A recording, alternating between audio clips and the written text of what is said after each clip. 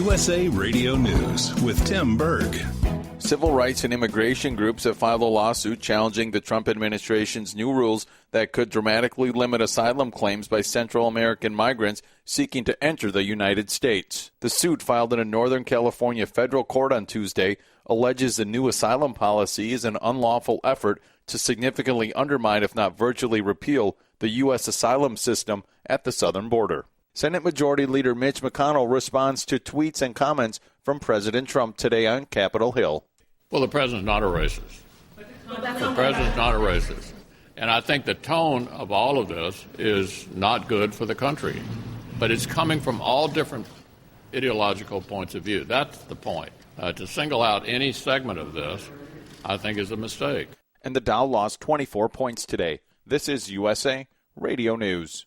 President Trump says his administration is going to look into possible dealings between Google and the Chinese government. This as PayPal co-founder Peter Thiel accused Google of possible treason for working with Beijing. A report from the CDC finds that deaths from unintentional injuries have been rising in America. USA Radio Network's Chris Barnes with the details. We know that violence is responsible for a lot of American deaths, but this new report finds deaths from unintentional injuries have increased over the past 2 decades. In fact, they're up by 40% between 1999 and 2017. The 3 leading causes of these kinds of death: traffic accidents, drug overdoses, and falls. The CDC says the spike in deaths may be largely due in part to the nation's opioid crisis, which not only causes overdoses, but can lead to traffic accidents, falls, and other sorts of accidents. And you're listening to USA Radio News.